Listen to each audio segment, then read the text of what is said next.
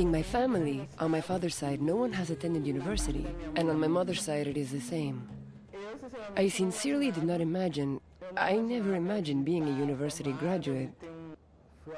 I was a student at Steve Biko. I am a student at the Federal University of Bahia. If I hadn't been at Biko, I would still be out of touch, as before. There is something about considering studying a worthwhile endeavor. Studying could make us have something in life.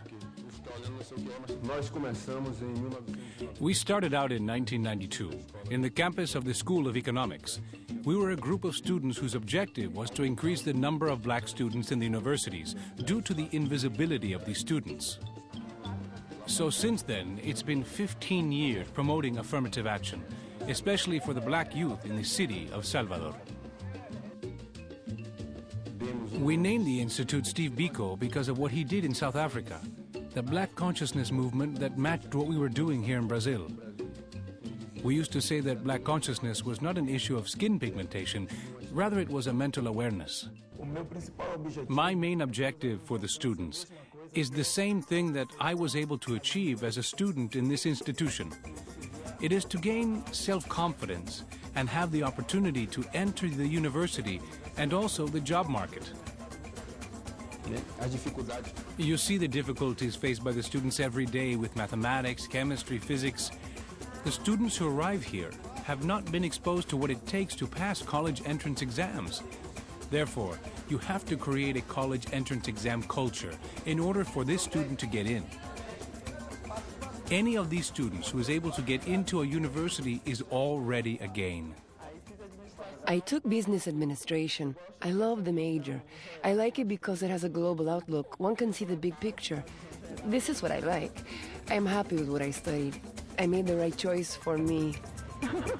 It took a long time, but I made the right choice. Before coming to Biko, a black student hardly ever says he is black. In Brazil, there is a historical prejudice that makes the majority of blacks who live in populated neighborhoods not admit to being black. We have a course called CCN, which is Citizenship and Black Consciousness. And this course seeks to deal with mental slavery. So the focus of the course is that by conquering mental slavery, one can increase self-esteem. Through CCN, I was able to raise my self-esteem. And through raising my self-esteem, I had the opportunity to learn more about black history. My history.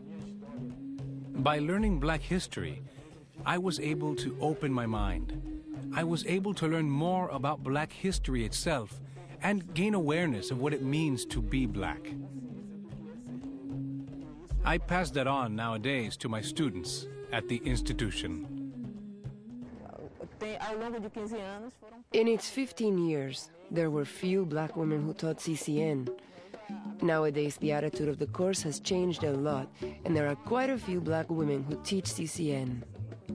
Currently, having representation for such students is of utmost importance. Black women do not feel leadership.